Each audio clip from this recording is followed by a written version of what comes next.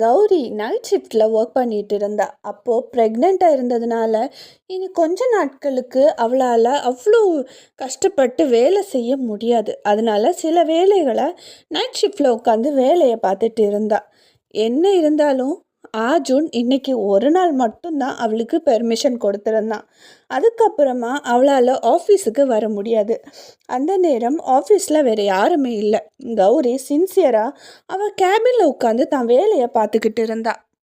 அப்போது திடீர்னு லைட்ஸ் எல்லாம் ஆன் ஆகி ஆஃப் ஆக ஆரம்பிச்சுது.